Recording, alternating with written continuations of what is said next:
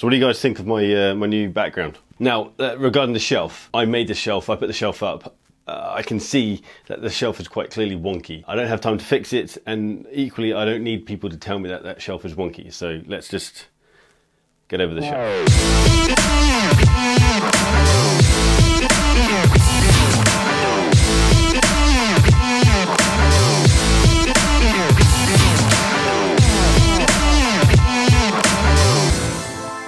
Welcome to Bark and Jack, I'm Adrian, and this channel is just about me exploring watches, drinking coffee, chatting with you guys, and today is going to be a new thing, a new kind of segment. Every Tuesday morning at 9 o'clock I'm going to be posting a little story on Instagram asking for questions, and then I'm going to make a video around those questions. But this segment's going to be around those little kind of micro chats around bits and pieces. So let's get into it. If you want to follow me on Instagram and get involved with this, it's just at Bark and Jack on Instagram. So first to bat is the first guy that comes in is Dan __ occasionally _ likes _ things. And he says, why is your shelf on the piss? Dan, don't be a dick. Next question. Tom Mutton 10, do you see the 14060M going up in price anytime soon? Is now the best time to buy one? With regards to used Rolexes, no, now is not the best time to buy one. 10 years ago was the best time to buy one. Now all the prices are massively inflated. The 14060M, the price, my gut feeling is the price will continue to rise, but I feel like now is a really bad time to go into a watch thinking for the purposes of an investment. Always buy a watch that you enjoy, and the kind of investment side is a cherry on top. But with all of these funny things going around the world, with the possible recession in the US, Brexit in the UK and Europe, and then you have all the crap that's going on over in Hong Kong, I think now's a bad time for planning to invest in watches. Maybe in 6 months' time, when everything goes to and everyone starts selling the watches and the bubble has properly burst, then that's probably a better time to buy one, if that happens. No one can predict the future, so that's why it's always good to buy a watch that you actually like. So James NWTN asks, tips for starting out on YouTube other than consistency? I guess a big thing is, and one thing that I do and has worked to a certain level, I run this channel like a website, so I don't create the information around the videos to operate necessarily within the YouTube algorithms. I operate it so that they show up in Google. So there's two main search engines within the internet. You have Google and then you have YouTube. Although YouTube's huge, YouTube is still just a pool. My idea is don't limit yourself just to that pool. So for example, if my name was Bob and I had Bob's Watch Reviews, I wouldn't title my videos Bob Reviews Rolex Submariner, for example. That naming convention is really, really important. Whatever you put in that title is absolutely crucial. Joe Blogs isn't just going to open up his browser and type into Google, what are Bob's thoughts on the Rolex Submariner? Because Joe Blogs doesn't know who Bob is. And so the chap's going to write into Google, or girl, and say, hands-on review with Rolex Submariner, or review of Rolex Submariner. You want your video to show up in the Google searches, not just in YouTube searches. If you open up a browser and type in just in Google and search Rolex Batman review, one of my videos is likely to come up. And I purposely do that. I use keywords and I use SEO, search engine optimization, to fit in with Google as opposed to fitting in with YouTube. That's probably my biggest tip. I could literally do videos on that stuff. I might do that. Rusty Rustage, watch winders. Are they any good, worth it, and which would you recommend?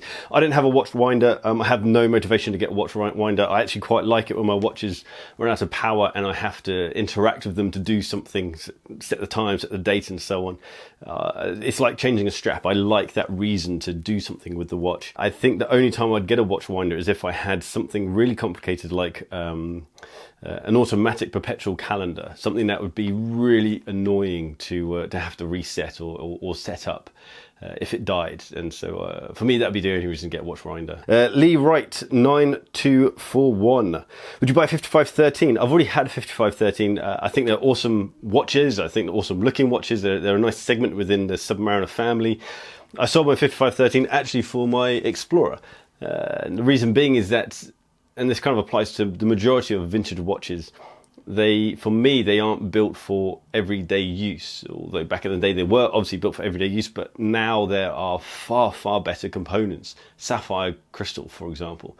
The 5513 has a slightly domed acrylic glass, and I caught that on everything, and so I just needed to move that watch on. And also the whole thing just felt a bit just not very robust, and I want my watches to be quite beefy and to be able to handle everyday life. If you want a vintage sub that can handle everyday life, I'd go down the route of the 16800.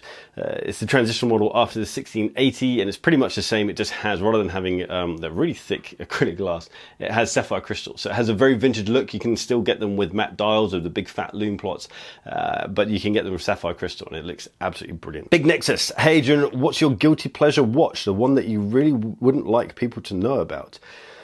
That would have to be a vintage all gold, yellow gold Submariner with the blue dial. There's the default Q watch. Yeah, I just think it's awesome. I'd love it. ID Guy. If you haven't checked out ID Guy's channel, check him out. Really, really cool channel. If you could only have one Rolex, modern or vintage, for the rest of your life, it would have to be the Explorer. I've got it. I could sell everything in my collection, and I could quite happily live with just that. Rolex says, how do you like Scotland? Any plans to visit the States in the future for a possible meetup? Scotland's amazing. Absolutely love it here. Very, very happy. And I will be coming to the States. I'm coming to New York 3rd week of September, I think it is, for the Global Red Bar meetup, which should be great fun. Had I been organised and had the funds to do so, it would have been cool to stay on a couple of extra days. I'm only there for about 4 days and then flying straight back. But if you're going to the Global Red Bar meetup, give me a shout. It'd be cool to say hi. TikTok shop _Canada. What is your best tip for watch photography? My best tip for watch photography is lighting. All photography is all about lighting. And I guess that's kind of my downfall is my background, or my kind of hobby photography is around street photography, and you kind of just have to make do with the lighting that's available. Whereas with what I'm doing here with the YouTube channel, there's a bit more technical stuff involved. Let me show you what my setup is, and it's a very, very basic, very affordable setup. A £40 Amazon softbox with a diffuser in front of it, and then I have another £15 this large circular thing. That's another diffuser. So there's 2 levels of diffusion, and it just really, really softens the light, so there's soft shadows and nothing too harsh. And once you've got that, then it's quite easy to get pleasing shots. I'd say lighting's number one, then your composition, and then everything else is gear.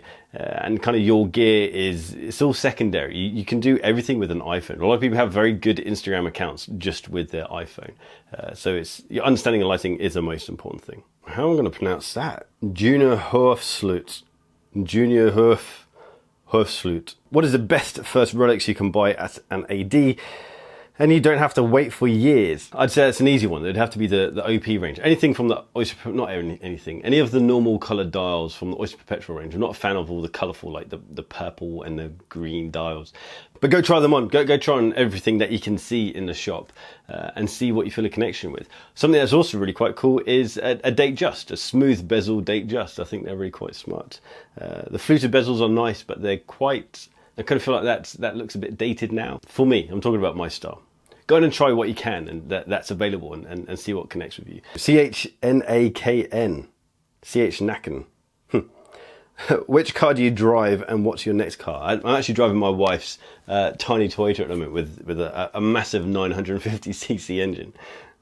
We're still trying to figure out what the next car is going to be, what the main kind of family car is going to be. I have my eyes on an old, or the last version of the Freelander from 2014, 2013. I want a proper 4x4, something that can actually go off-road, but then something that can also protect the family and look after them. I'd love a Defender, but the Defender, when it comes to protecting a family and going for long drives, they're really not very good at all. The dream would be to get Discovery Sports, one of the new Discovery Sports, but they are pricey. Malin 161081, do you see Bark & Jack extending its product line / offering to the watch community?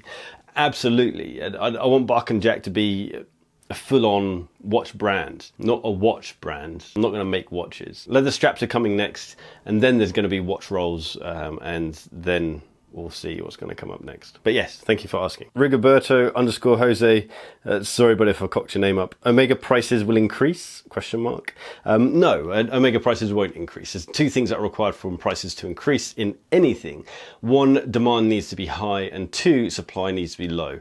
Omega watches are in high demand, but there's also loads of supply of them. You can go to any Omega dealer and you'll be able to find their flagship watches, Speedmasters and the Seamasters.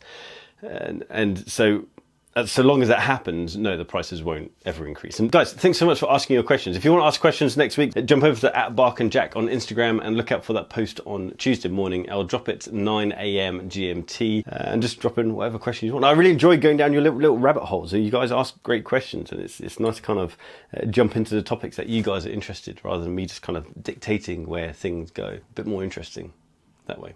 Anyway, if you guys like this sort of stuff, do hit subscribe down the bottom. If you like this video, do hit the thumbs up button. Jump over to barkandjack.shop if you want to check out our NATO straps. We have NATO straps on my wrist and NATO straps here. Premium NATO straps, so go check those out. We've got articles and we have other videos at barkandjack.com. And YouTube's allowed me to turn on that little join button, so you can join our little secret club. I haven't got that much of an idea of what we're going to do with it, so maybe you can add suggestions down there around what we can do as a little join thing, because we can have like this little secret area that we can play with, and I don't know. Anyway, you have a great week and I'll see you at the weekend. Take care.